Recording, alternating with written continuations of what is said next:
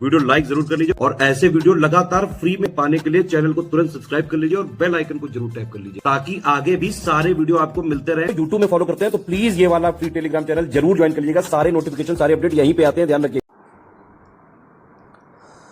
नमस्कार साथियों, स्वागत है आप सभी का स्टडी फॉर सिविल सर्विसेज में। ये क्लास है हमारी इन्वायरमेंटल साइंस की और इन्वायरमेंटल साइंस की ये अंतिम क्लास है साथियों। इसके बाद हमारा इन्वायरमेंट पूरी तरीके से समाप्त हो जाएगा। तो जो लास्ट टॉपिक है उसकी आज हम चर्चा कर रहे हैं। आज का टॉपिक है पर्यावरण अनुकूलन। देखिए, स्तनधारियों में आंतरिक तापमान को स्थिर बनाए रखने की व्यवस्था होती है, यानी हमारी बॉडी में ऐसी व्यवस्था है कि हम अपने टेम्परेचर को ऑलरेडी कूल रखते हैं। बाहर का तापमान शरीर के तापमान से अधिक होने पर पसीना आता है। यदि आप बाहर ज़्यादा गर्मी है तो आपको पसीना आएगा और बाहर ठंड है तो पसीना नहीं आएगा।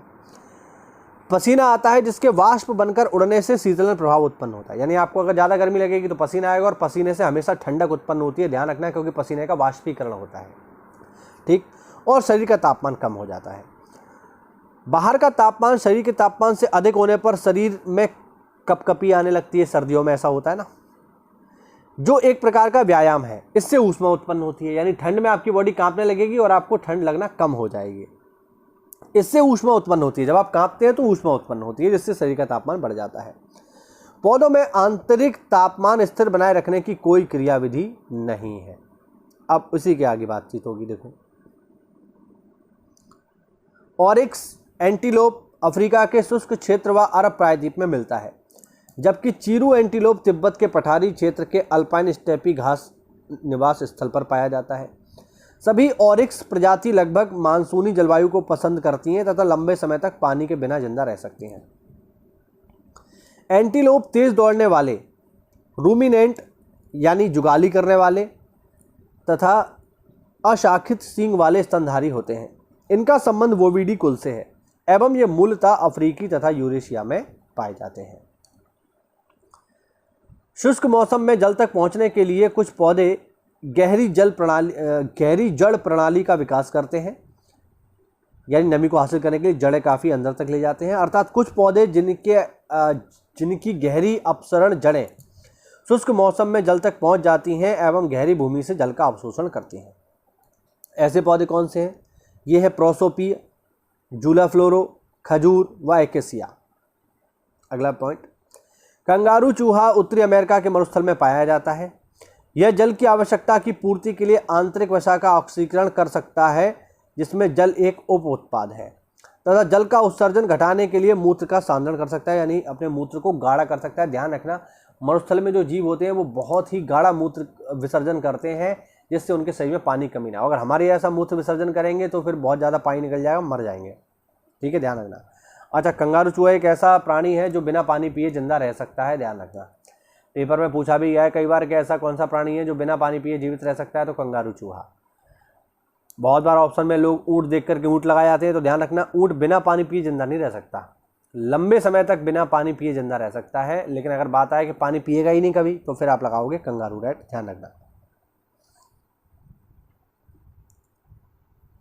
वैसे परितंत्र जल में प्रमुख आवास जल होता है, उन्हें जलीय परितंत्र कहते हैं।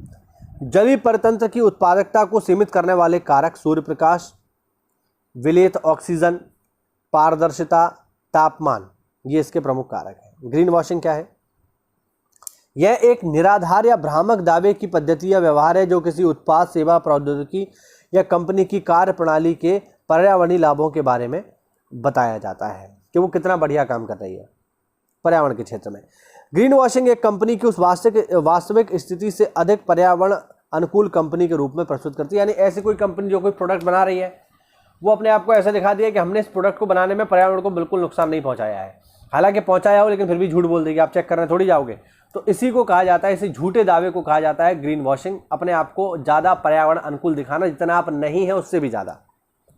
अगला पॉइंट, इकोमार्क एक पर्यावरण अनुकूल उत्पादकों की लेबलिंग का एक सरकारी योजना है जो कुछ निर्धारित पर्यावरणीय मानदंडों के साथ भारतीय मानक ब्यूरो की गुणवत्ता शर्तों को पूर्ति करने वाले घरेलू तथा अन्य उपभोक्ता उत्पादकों की मान्यता व पहचान प्रदान करता है। इकोमार्क का देखिए सिंपल सा मतलब ये है कि वो सारे के सारे उत्पाद जो पर्यावरणीय अनुकूल हैं, जिनके होने से पर्यावरण को नुकसान नहीं पहुंचता है, ऐसे उत्पादों को कहा जाता है, ऐसे उत्पादों को हम देते हैं इकोमार्क।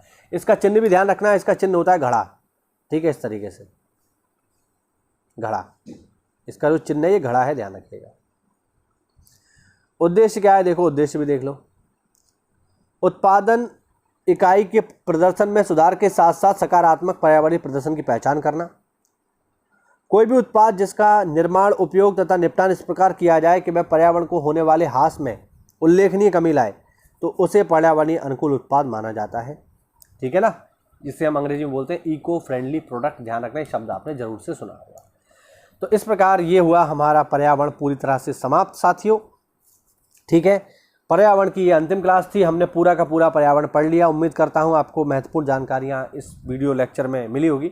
हालांकि जितना मैंने सोचा था उतना इसमें मुझे अच्छा मतलब रेस्पॉन्स नहीं मिला जनता की तरफ से, लोगों को उतना लोगों ने नहीं देखा। लेकिन चलिए, मुझे पता है आज नहीं तो कल आप इसे ज़रूर देखेंगे, क्योंकि यही पेपर में आने वाली चीज़ है। हो सकता है आपको उसमें बोरियत महसूस होती हो, लेकिन विश्वास मानिएगा कि ये बोरियत आपको एक दिन अवसर बनाएगी। अगर आप हर चीज़ में आनंद ढूंढेंगे तो फिर कैसे काम चलेगा, ठीक है। तो चलिए मिलते हैं अगली क्लास में अगले सब्जेक्ट के साथ। तब तक के लिए जय हिंद, जय भारत, वंदे मातरम।